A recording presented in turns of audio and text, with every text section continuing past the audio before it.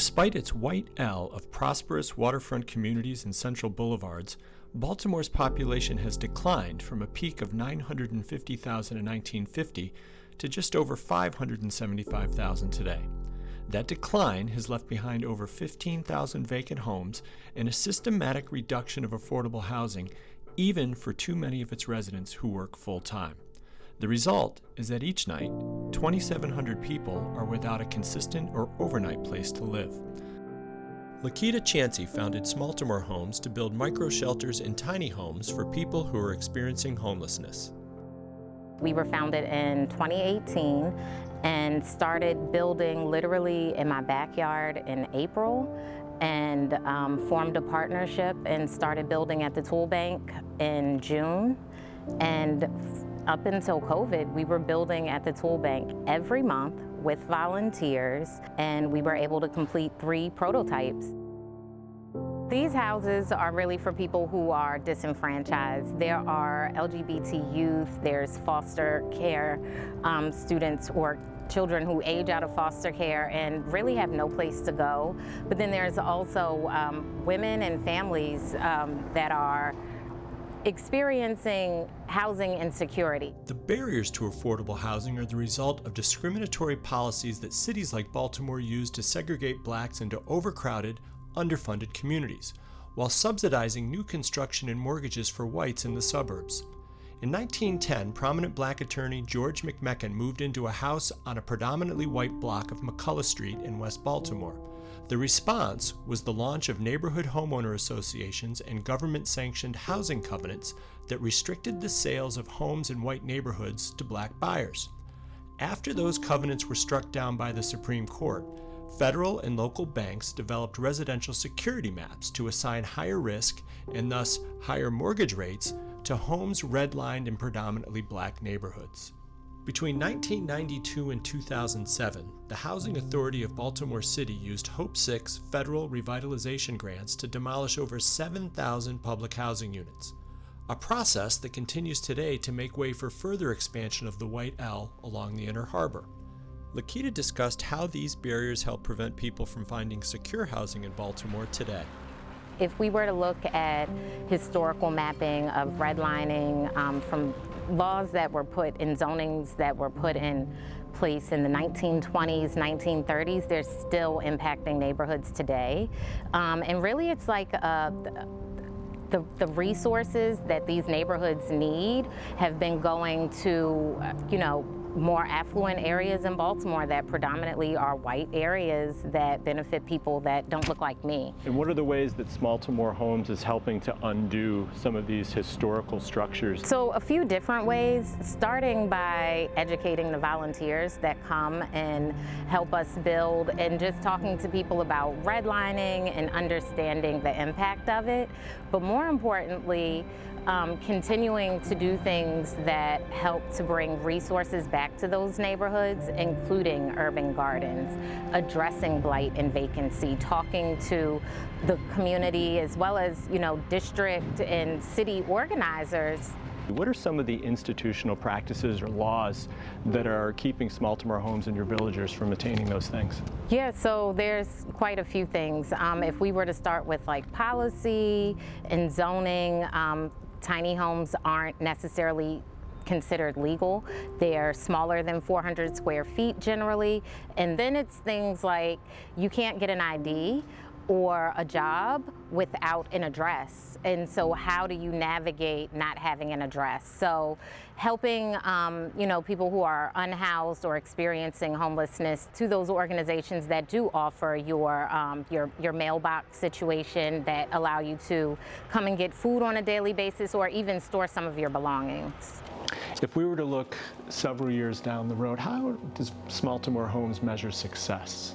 I would think that we would measure success bigger than just how many people have been housed, but how many communities have been impacted, how many families have been impacted, and really expanding this to beyond people who are unhoused or seem to be disadvantaged. There's several organizations in Baltimore. They can also work with us to put an antenna there. So now this is a hotspot.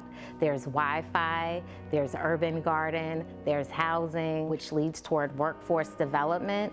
So it's so much bigger than just providing a house for someone who is unhoused. It's teaching a whole community how to be sustainable and how to be their own little ecosystem.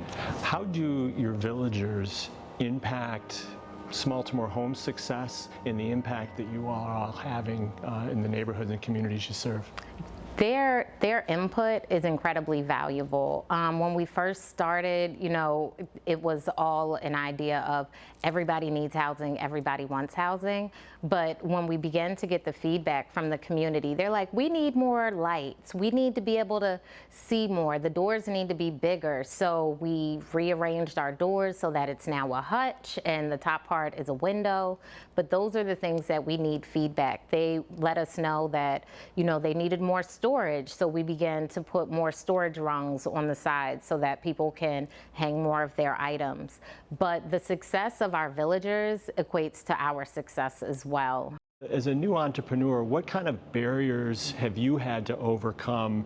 One, working in an industry that maybe folks don't really understand, but then also as a woman of color. People always think I'm younger than what I am, which is cool, but then they also think that I'm inexperienced, and so it's like in this conversation, instead of you listening to what I'm saying, it's almost like prove yourself to me first, so and I'm kind of used to it, so I kind of spit it all out, lay it on the line, and then let's get to the money. Like, I don't really have time for that.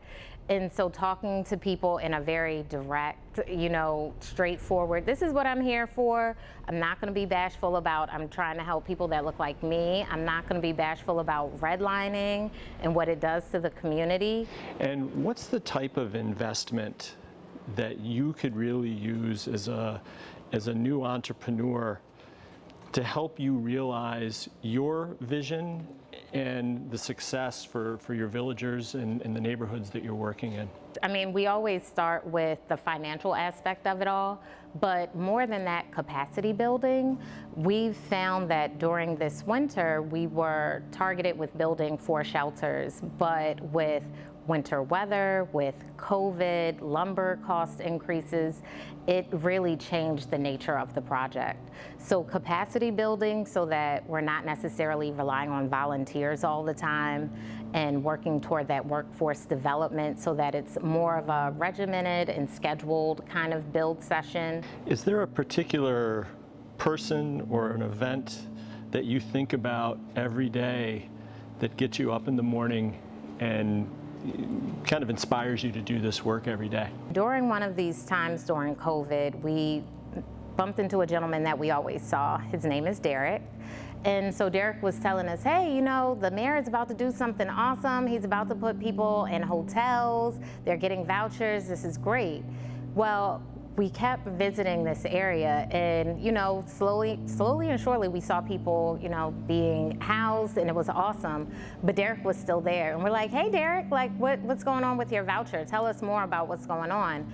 And he's like, yeah, I don't know, I can't navigate this system, I can't figure it out.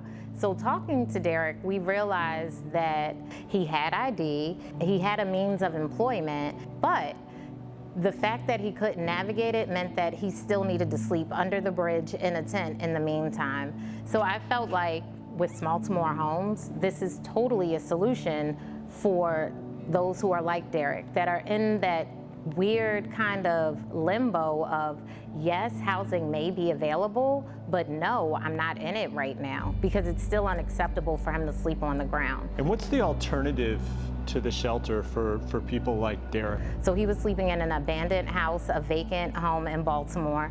And most of the people that I speak to sleep in abandoned and vacant homes. So not only is it not sanitary, but you don't have utilities, you can't bathe. It's just not a meaningful or sustainable way to live. So we showed Derek, hey, Derek, look at this prototype. Tell us what you think about it. He said it's perfect. Like, I don't need anything else than something that can lock a door, that I can store my belongings in, and that I can come to every night and sleep.